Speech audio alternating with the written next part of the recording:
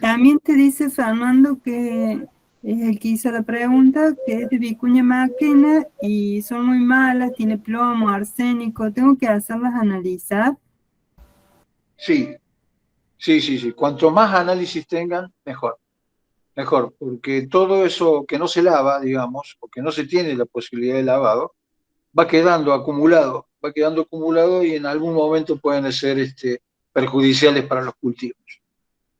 Sí, Yo la única observación que les puedo hacer es que, bueno, que las especies forestales prefieren suelos ligeramente ácidos, no básicos, entonces habría que hacer alguna corrección, porque incluso las micorrizas también necesitan para actuar ese pH ligeramente ácido. Si no, el crecimiento de los plantines van a sufrir, o sea, hay que hacer, si son fabáceas o leguminosas, también hay que aportar Rhizobium y también prefieren esos suelos, o sea que alguna corrección habría que hacer. sí, incluso si no son grandes valores que sean los a corregir en el suelo, yo he usado azufre, he usado siempre elementos que tiendan a bajar el pH, por supuesto, pero son productos que hacen una transformación del pH muy, muy en el tiempo. Entonces también hay que cotejar eso. Si me da la posibilidad para trabajar con algún producto en el cual yo pueda ir manteniendo o ir bajando, aunque sea de a poco, pero que me permita a mí la producción del cultivo, ¿no? Ahí Sebastián levantó la mano. Hola Miguel, buenas tardes. ¿Qué tal? La pregunta mía me surge ahora hablando de esto de riegos con aguas salinas, que hay que considerar que haya una pluviometría que lave esas sales. La pregunta es, cuando se lavan esas sales, ¿a dónde van? ¿Van en profundidad, percolan en profundidad o estamos derivando al lote contiguo? No, depende del tipo de suelo. Normalmente y generalmente van en profundidad, van en profundidad. Por lo cual, las labores previas, digamos, a ese, a esa decisión tomada de regar por goteo, suponete, en suelo salino con aguas salinas, es hacer un trabajo con herramientas de labranza vertical muy importante. Acá es por ejemplo, un elemento que no se usa mucho, que es el subsolador. Yo te diría que es casi obligatorio en estos casos, ¿no? Y si no, está bueno, los vibrocultivadores, los cinceles, todo eso, pero así hacer una labranza vertical. Y eso va en profundidad. ¿No? Labores profundas. Perfecto, buenísimo. ¿Ok?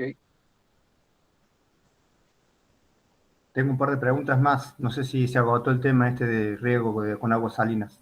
No, todo lo que vos quieras, todo lo que vos quieras. Bueno, Que yo sepa, que yo pueda responderte, ¿no? no, en las clases grabadas vi que hay distintos tipos de riego y uno de ellos es con el no compensado. O sea, son líneas de riego que largan más agua al principio, más cerca de la fuente de presión que en la parte distal. Y decía que esa forma, esos sistemas de riego, eh,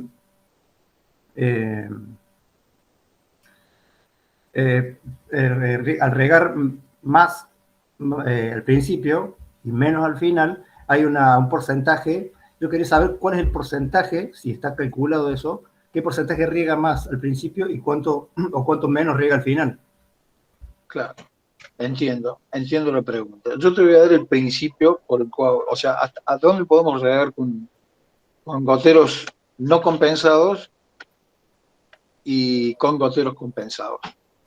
El gotero no compensado se utiliza generalmente para distancias cortas, o sea, surcos cortos o tiradas cortas. En viveros, normalmente, podemos usar goteros no compensados porque no son grandes las distancias.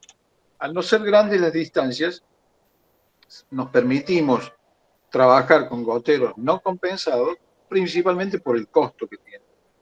Es mucho más barato un gotero no compensado o manguera no compensada a un gotero autocompensado. El gotero autocompensado se usa sí para distancias mucho más largas de surco, en donde incluso nos permite trabajar con desniveles en el terreno, en donde superada una presión de trabajo, que normalmente son los 0,4 bares o 0,4 kilos o 4 metros de altura manométrica, un kilo de presión son 10 metros de altura manométrica, nos permite, sobrepasada en el gotero autocompensado, sobrepasado ese nivel mínimo de presión, que empiece a trabajar una silicona que tiene adentro el gotero y que hace como un marcapaso, una especie así de que es constante. Entonces nos asegura que el caudal del gotero es exactamente el mismo en la punta como al final de la línea. Como te digo, esa opción nos permite hacer tiradas mucho más largas. La distancia entre goteros que vas a tener, independientemente de que sea compensado o no autocompensado, la va a definir fundamentalmente el tipo de cultivo.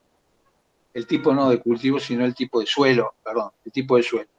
En donde algo me parece que se hablaba, en donde si son arenosos los suelos, como el bulbo va a tender a drenar hacia abajo, más rápido, o sea, tiene una velocidad de infiltración más grande el agua, tipo una zanahoria, digamos, nos va a exigir poner goteros más cortos, a más corta distancia. Lo opuesto sería un suelo arcilloso, en el cual nosotros podemos tener distancias más grandes entre goteros, porque el bulbo tiene un trabajo horizontal, digamos, una capilaridad horizontal, en donde se pueden superponer por debajo, ¿no es cierto?, los bulbos de humedad. Pero lo importante es que podemos poner los a distancias más largas. Por ejemplo, si hablamos de los suelos de Córdoba en general, nosotros estamos usando mangueras en suelos arenosos a 30 centímetros entre gotero y gotero. Y en suelos más arcillosos, más pesados, estamos trabajando con goteros entre 50 y 60. Siempre y cuando el suelo, el tipo de suelo que tengamos, la estructura del suelo, nos permita que llegar bien con humedad a todos los cultivos. El cultivo independientemente puede estar a la distancia que uno quiera. Hablando de cultivos semi-intensivos, ese tipo de cosas.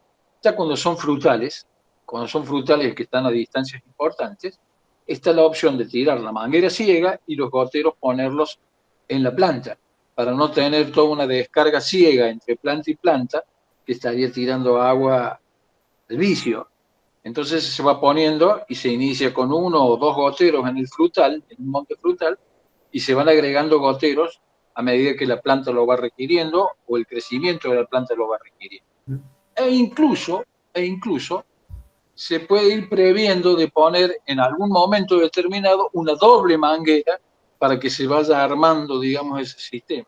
No se olviden que un árbol, lo que tiene de copa, se lo traduce en raíces abajo, las raíces absorbentes, que son las que toman agua y nutrientes, ¿no es cierto?, en donde medianamente uno puede ir copiando eso.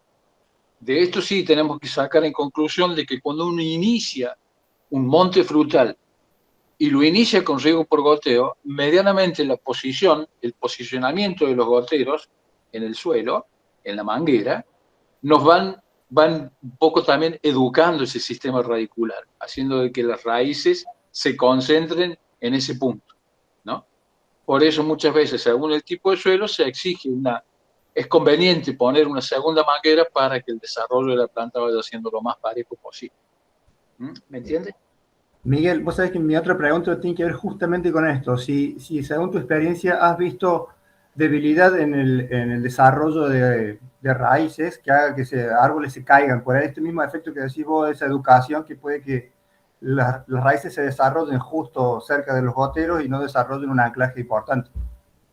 Sí, no lo he visto yo en persona, pero la lógica dice que va a ser así.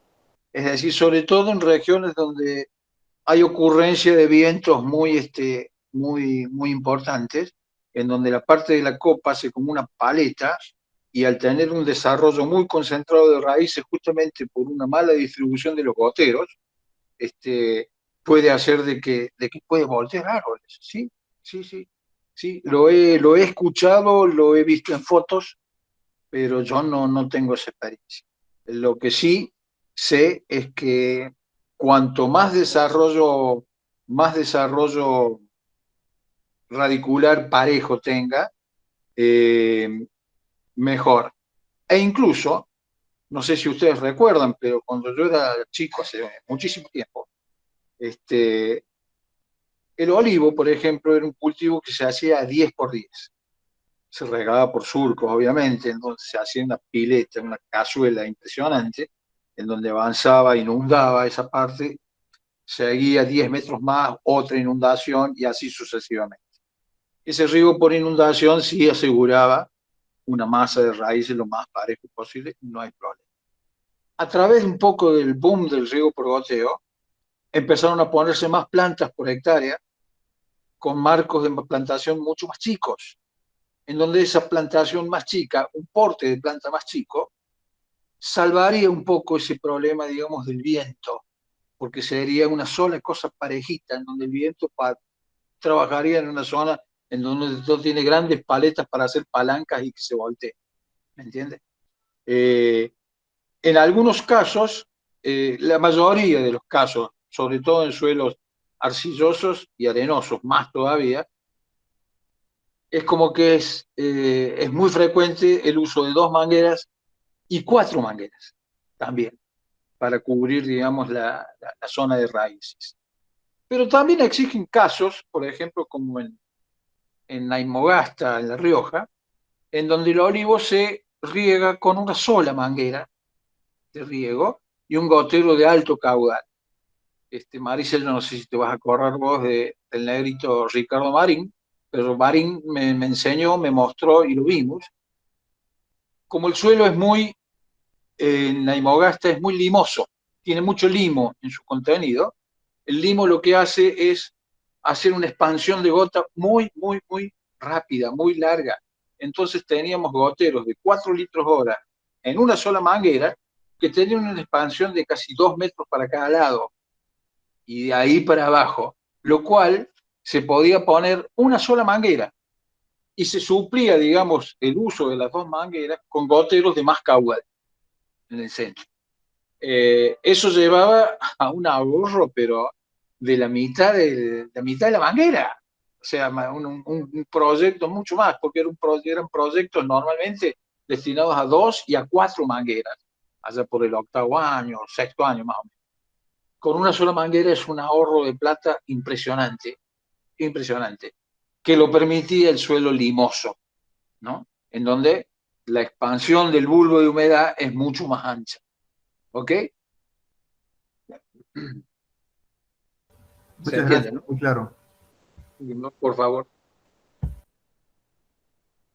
Yo hago otra pregunta porque no veo que hagan preguntas. Nosotros en el vivero tenemos el problema que nos cortan el agua siempre en fin de semana y en épocas de calor. Y hace que que el motor empiece a trabajar con estos sistemas que uno tiene ya controlados y muchas veces se quema la bomba. ¿Qué se puede usar para evitar eso? 2 cosas que se me ocurren. Una, agrandar el reservorio de agua. Uno. Y la otra es poner boyas eléctricas. Boyas eléctricas que cuando detectan la falta de agua, flotantes eléctricos. Flotantes eléctricos que, digamos, cuando detectan la escasez de agua o la pérdida de agua, accionan un contacto el cual frena el accionamiento de la bomba. ¿Mm? Y se restablece, digamos, cuando hay de vuelta agua en la cisterna. O sea que serían 2 en principio. Una solución, el agrandar la reserva de agua, pero también agregándole un flotante eléctrico. Que ese flotante eléctrico, detectando la falta de agua en la cisterna, no me deja actuar el contactor de la bomba y no se prende. Si no hay agua no se prende, claro. El riego por ahí es que se pierdan las plantas por falta de riego, ¿no? Pero esos dos elementos de seguridad tendrían que tenerse.